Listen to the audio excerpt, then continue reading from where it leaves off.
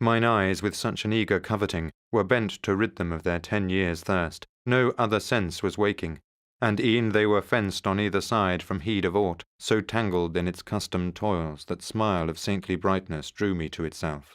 When forcibly toward the left my sight the sacred virgins turned, for from their lips I heard the warning sounds, too fixed a gaze.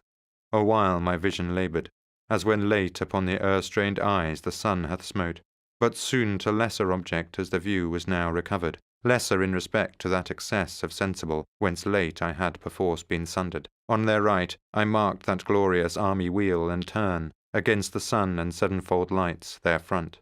As when their bucklers for protection raised a well-ranged troop, with portly banners curled, wheels circling, ere the whole can change their ground.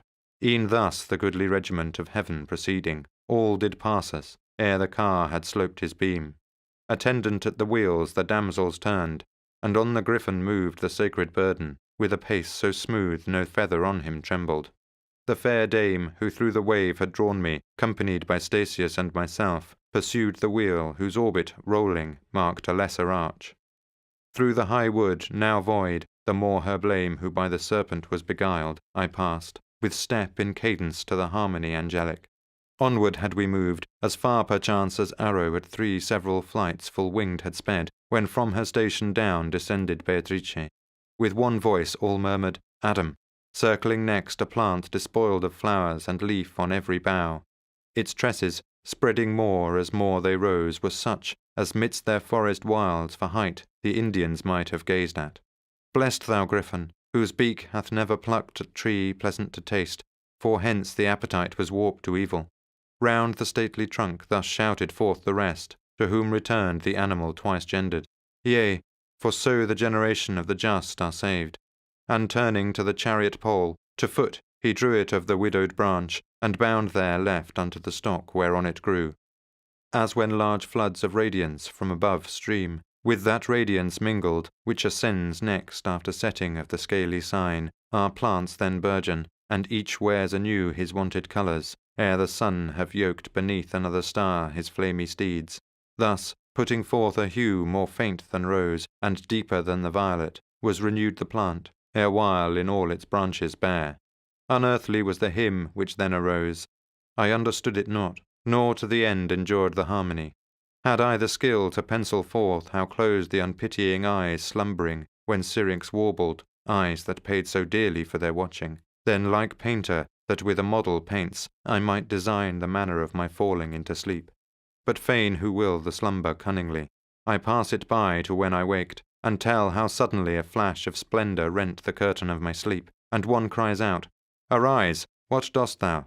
As the chosen 3 on Tabor's mount admitted to behold the blossoming of that fair tree, whose fruit is coveted of angels, and doth make perpetual feast in heaven, to themselves returning at the word, whence deeper sleeps were broken, that they their tribe diminished saw, both Moses and Elias gone, and changed the stole their master wore. Thus to myself returning, over me beheld I stand the piteous one, who crossed the stream I had brought my steps. And where, all doubting, I exclaimed, is Beatrice? See her, she replied, beneath the fresh leaf seated on its root. Behold the associate choir that circles her, the others with a melody more sweet and more profound, journeying to higher realms upon the griffin tend. If there her words were closed, I know not, but mine eyes had now ta'en view of her, by whom all other thoughts were barred admittance. On the very ground alone she sat, as she had there been left, a guard upon the wain, which I beheld bound to the twiform beast. The 7 nymphs did make themselves a cloister round about her, and in their hands upheld those lights secure from blast septentrion and the gusty south. A little while thou shalt be forester here, and citizen shalt be forever with me of that true Rome, wherein Christ dwells a Roman to profit the misguided world. Keep now thine eyes upon the car, and what thou seest, take heed thou write, returning to that place. Thus Beatrice, at whose feet inclined, devout at her behest, my thought and eyes I, as she bade, directed.